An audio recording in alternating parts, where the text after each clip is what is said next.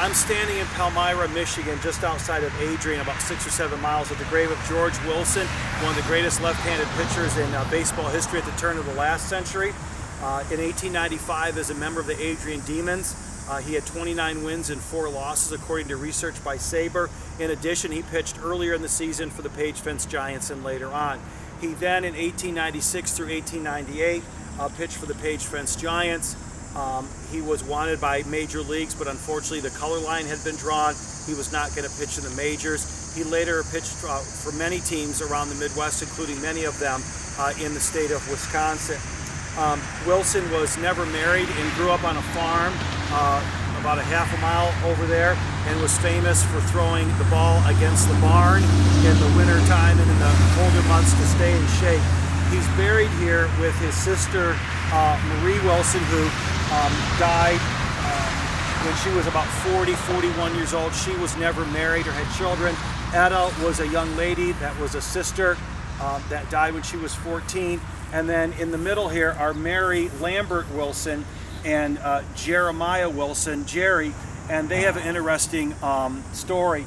The story goes that Mary Lambert was an escaped slave when she was about 10 years old or so, a little bit younger, and was left here as a stop on the Underground Railroad, and her father went to Canada and never came back. So she was raised with a local family. And then Jerry Wilson actually was from the Virginia area, and when the Civil War was over for the two DeGraff brothers, and they're buried right over here, they said that they took from the battlefield from the Confederates 2 white horses, and Jerry Wilson walked all the way back from Virginia with the DeGraffs, and they set him up and gave him a farm.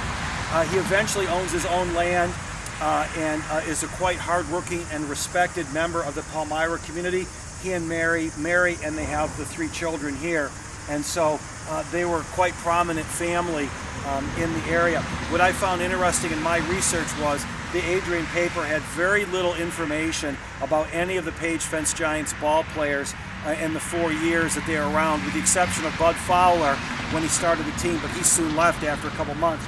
But they had a couple of lengthy stories about George Wilson, very complimentary of his work ethic and of the character and the work ethic of his parents. So he was somebody from kind of a middle-class family here who went on to be excellent pro ball player.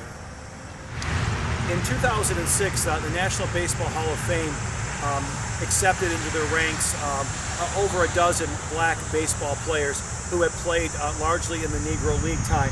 But George Wilson predates that. He was a preeminent left-handed pitcher who was famous for his in-shoots and up-shoots and curveballs. He could throw overhand and underhand. He made the semifinalist along with 2 other Page Fence Giants teammates, Bud Fowler and Grant Home Run Johnson. So we're hoping that as history goes through and examines some of this era of black baseball, that Wilson will be considered for the Hall of Fame.